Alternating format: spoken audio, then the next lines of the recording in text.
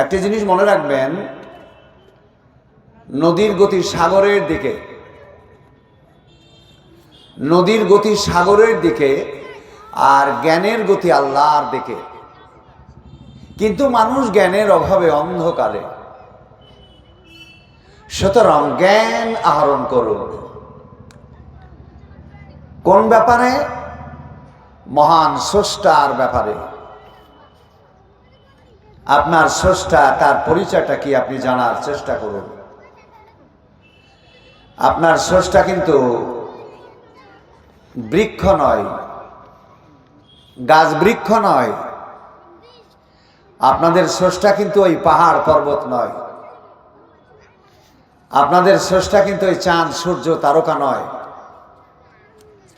আপনাদের স্রষ্টা কিন্তু সাগর মহাসাগর নয়। আপনাদের স্রষ্টা এই পৃথিবী এমন কোন বস্তু তথা মহাকাশের এমন কোন বস্তু কেউ নয়। স্রষ্টা তিনি, যিনি আল্লাহ। এই জন্য বলে আলহামদুলিল্লাহ। এই যে লিল্লাহ, আল্লাহ শব্দের প্রথমে যদি জাবার আর পেশ হয় তাহলে ল হবে, রাসূলুল্লাহ। আর যদি আল্লাহ আল্লাহ বলেন ভুল হবে, আল্লাহ আল্লাহ। এখানে বললো আলহামদুলিল্লাহ হি রব্বিল আলামিন। সমস্ত প্রশংসা, সমস্ত প্রশংসা। মানুষকে আল্লাহ সৃষ্টি করবেন, তার আগে মানুষের দরকার পানির। আল্লাহ পানিকে সৃষ্টি করেছেন। পানির অপর নাম জীবন। 11 নম্বর সূরা আয়াত নাম্বার 7 আল্লাহ রাব্বুল আলামিন বলছেন ওয়া কানা আরশু আলাল মা। আল্লাহ পাকের আরশখানা প্রথমে পানির উপরে ছিল। এ গোটা বিশ্ব জগতে কোনো কিছুই ছিল না, ছিল শুধু পানি আর পানি। আর পানির পরে আল্লাহ পাকের আরশ ছিল। আর পানির আগে কিছুই ছিল না, শুধু শুধু ছিল আল্লাহ। 30 নম্বর সূরা 11 নম্বর আয়াত পবিত্র কোরআন ও কারীম সাক্ষ্য দিচ্ছে আল্লাহর ব্যাপারে। আল্লাহু ইবদাউল খালক। আল্লাহ সর্বপ্রথম শূন্যতা থেকে এ গোটা বিশ্বজগৎকে তিনি সৃষ্টি করেছেন। বলুন সুবহানাল্লাহ। তিনি এত পরাক্রমশালী, তিনি এত পরাক্রমশালী, এত মহাবৈজ্ঞানিক, এত শক্তিশালী। আল্লাহর কোরআন সাক্ষ্য দিচ্ছে আল্লাহর ব্যাপারে যে আল্লাহ ইবদাউল খালক। আল্লাহ রাব্বুল আলামিন তিনি তার শক্তি বলে, সীমাহীন শক্তি বলে শূন্যতা থেকে বিশ্বকে সৃষ্টি করেছেন। তারপরে তেনার আরশ তৈরি করলেন পানির পরে। এই আরশটা ছিল পানির পরে। অতঃপর পবিত্র কোরআন বলল ওয়া হুয়াল্লাযী খালাকাস সামাওয়াতি ওয়াল আরদ। আল্লাহ সৃষ্টি করলেন আকাশ সমূহ, পৃথিবী, আকাশ সমূহ এবং পৃথিবী। ফি সিত্তাতি আইয়াম। তিনি আকাশ সমূহ আর পৃথিবী 6 দিনে সৃষ্টি করেছে। স্কুল কলেজের পাঠ্যপুস্তকের মধ্যে বিজ্ঞানীরা এক একজন বিজ্ঞানী এক এক রকম কথা বলেছে। সে কথার কোনো ভিত্তি নেই। বিজ্ঞান নামে পরিচয় দিচ্ছে, কিন্তু বিজ্ঞানের কিচ্ছু নাই। কেউ বলছে পৃথিবী এমন একটা গ্রহ ছিল, সূর্যের পাশে দিয়ে যাচ্ছিল আর নক্ষত্রের সঙ্গে আঘাত খেয়ে চুরমার হয়ে গিয়ে পৃথিবীর সৃষ্টি হলো। একদম 1 নাম্বার যে বোকা বলে তার থেকেও বোকা, একদম 0 নামের বোকা। একটা গ্রহ যেতে গিয়ে কারো সাথে ধাক্কা লেগে সুরমার হয়ে গেল, আর সেখান থেকে পৃথিবী তৈরি হয়ে গেল। এই যে বোকাগুলা, এরা খানিকটা স্কুল কলেজে পড়েছে, কিন্তু কোরআন তারা পড়েনি। আর কোরআন হচ্ছে জ্ঞানের মহান সমুদ্র। আপনার বাড়িতে লরি লরি বই পুস্তক পালা দেওয়া আছে, কিন্তু কোরআন নেই। ওই বইগুলোর দাম, একটা মশার ঠ্যাং যদি যদি বিক্রি করেন যা মূল্য আছে, বইগুলোর সে মূল্য নাই। যে বইটার মধ্যে আল্লাহর কথা নাই, সে বইটার কোনো দাম নেই। আল্লাহ রাব্বুল আলামিন আল্লাহর কোরআন কারীম বলল, ওয়া হুয়াল্লাযী খালাকাস সামাওয়াতি ওয়াল আরদ, আল্লাহ তিনি যিনি ছয় আকাশ সমূহ পৃথিবী সৃষ্টি করেছেন, ফি সিত্তাতি আইয়াম, 6 দিনে। অন্য জায়গায় আল্লাহর কোরআন বলল, পৃথিবী প্রথমে 2 দিনে সৃষ্টি করেন, পরবর্তী সপ্তাহে মহাকাশ 2 দিনে সৃষ্টি করেন, তার পরবর্তী সপ্তাহে আবারও 2 দিনে পৃথিবীর বুকে আল্লাহ আল কফিল রাসিয়ান তামিদামিকুম, পাহাড় চাপায়া দে। পাহাড় তৈরি করেছেন পৃথিবীর বুকে, গাছ বৃক্ষ তৈরি করেছেন পৃথিবীর বুকে। ভাই আমার, বন্ধু আমার, মানুষের জন্য আল্লাহ পাক রব্বুল আলামিন পানি সৃষ্টি করেছেন। পানির মধ্যে হাইড্রোজেন, অক্সিজেন, পানি ছাড়া কোনো প্রাণী বাঁচবে না। এই জন্য কালেজার টুকরো শোনা চান আমার, পানি সর্বপ্রথম আল্লাহ সৃষ্টি করছেন, আর পানির পরে তার আরশ। পরবর্তী সৃষ্টির মধ্যে 6 দিনে তিনি গোটা বিশ্ব জগৎ সৃষ্টি করলেন, তার ভেতরে পৃথিবী 4 দিনে, আর মহাকাশ 2 দিনে। বিশাল তত্ত্ব। কে বলছে? কোরআন কারীম বলছে। ভাই আমার, বন্ধু আমার, ওয়া কানা আরশুহু আলাল মা, যখন বিশ্ব জগৎ আল্লাহ সৃষ্টি করছেন পানি থেকে, আরশ আল্লাহর পানির উপরে ছিল। সারা বিশ্ব জগৎটা পানি, আর পানির পরে আল্লাহর জগৎ। কোরআন কারীম বলল, আলহামদুলিল্লাহি রাব্বিল আলামিন,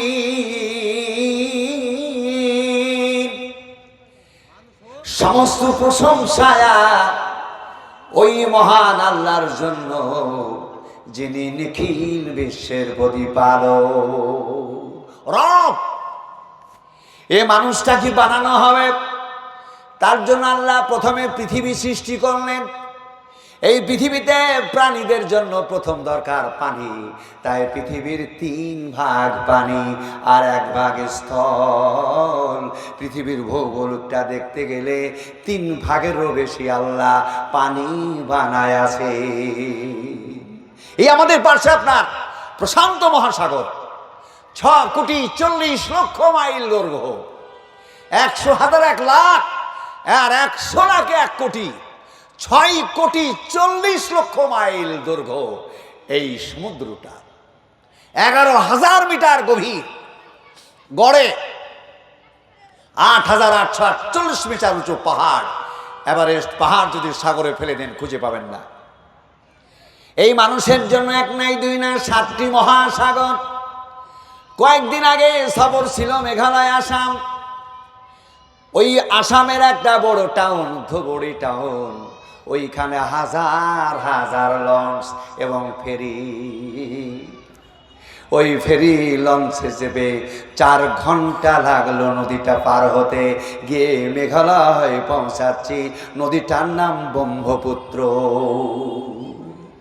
এইরকম অসহ্য নদী, ছোট ছোট নদী, পদ্মা, গিরিখাত, পাহাড়ের গা বয়ে পানি নেমে আসছে।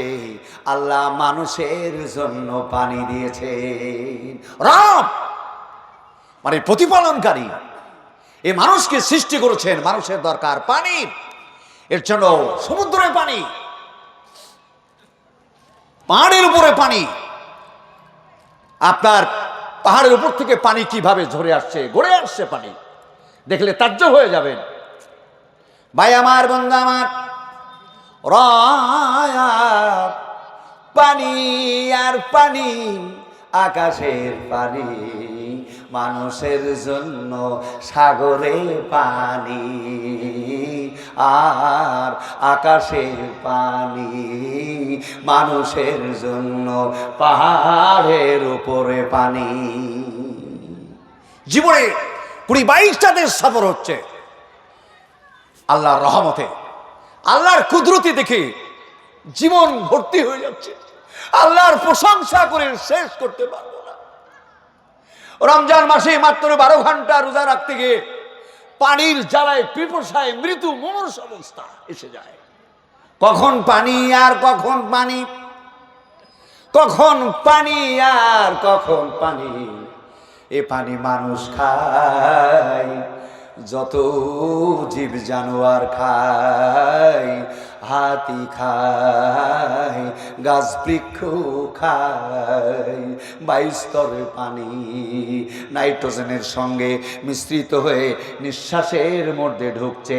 যদি 22 স্তরে পানি না থাকতো, ওই বাতাস সূর্যের গরমে নাকের ভেতরে শ্বাস প্রশ্বাস নিতে পারতেন না।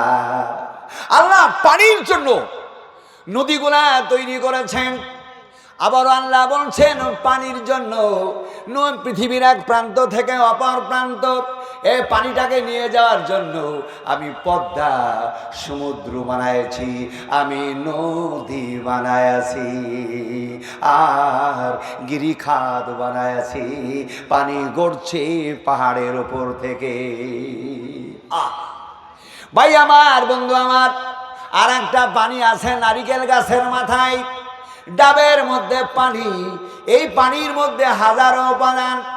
এক মানুষের জন্য তিনি রব প্রতিপালক, মানুষকে বানায় আছে।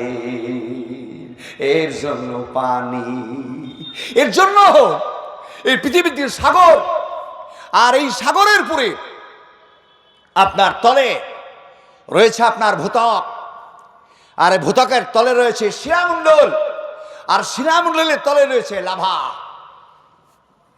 এই লাভার কি কাজ? টোটালি পৃথিবীর 7টি স্তর। 1 নম্বর স্তর কেন্দ্রমণ্ডলী, 2 নম্বর স্তর ছটামণ্ডল, 4 নম্বর স্তর গুরুমণ্ডল, 2টো স্তর গুরুমণ্ডলের, আর 5 নম্বর স্তর হচ্ছে লাভা। আগুন দাও দাও দাও দাও করে জ্বলছে পৃথিবীর তলে। ভাই ও বন্ধু আমার, কালিজার টুকরো, আপনি টিবাল টিপলেই পানি পাচ্ছেন, আলহামদুলিল্লাহ বলবেন না? আল্লাহ রাসূল বলেন, পানি খেলে তোমরা বলো কি? আলহামদুলিল্লাহ। সমস্ত প্রশংসার মালিক এক আল্লাহ। আমার ভাই ও বন্ধু আমার, কালিজার টুকরো শোনাচ্ছেন, এই পানির জন্য এই পৃথিবীর নিচে আপনার শিলামণ্ডল, আর তার তলে লাভা। লাভা এত জ্বলন্ত আগুন, সে আগুনের কারণে কয়েকশো কিলোমিটার পুরো শিলামণ্ডল গরমে একবারে হিট হয়ে আছে। আর শিলামণ্ডলের গরমে পৃথিবীর চারিদিকে বেষ্টনী দিয়ে রয়েছে আপনার লাভা।